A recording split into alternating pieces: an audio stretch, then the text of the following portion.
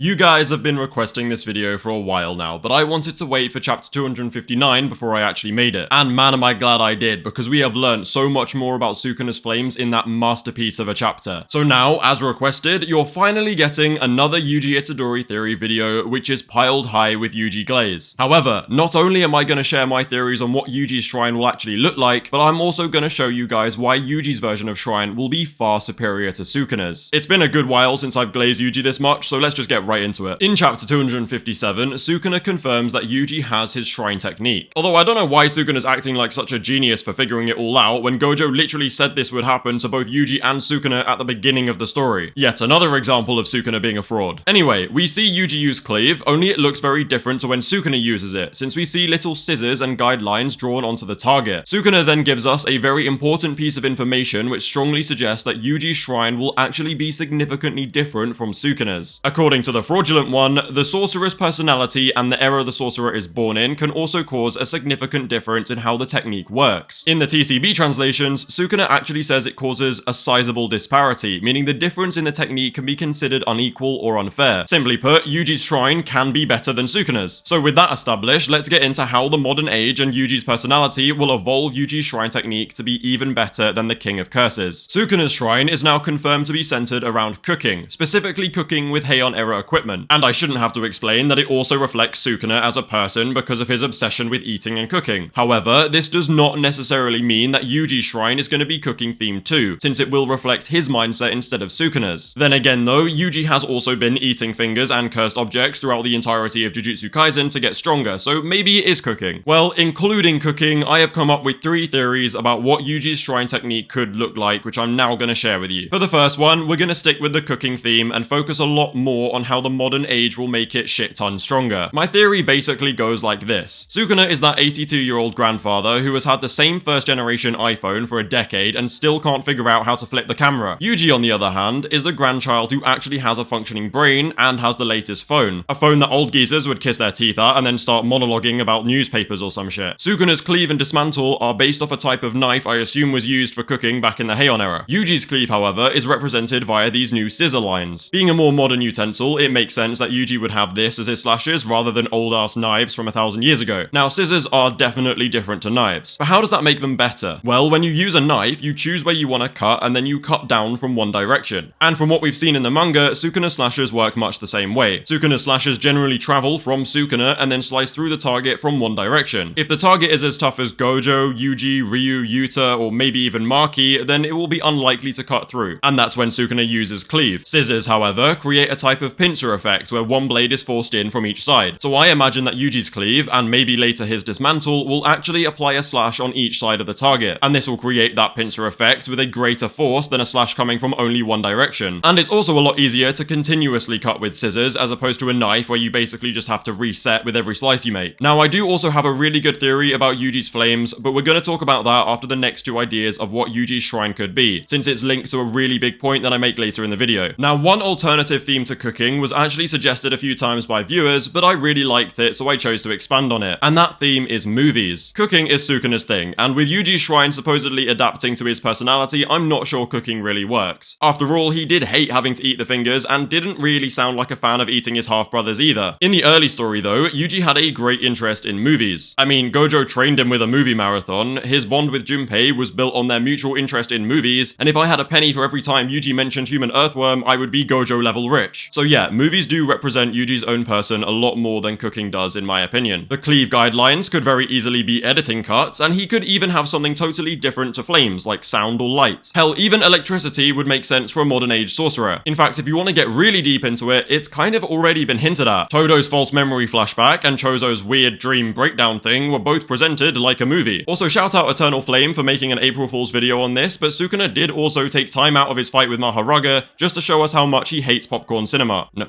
what?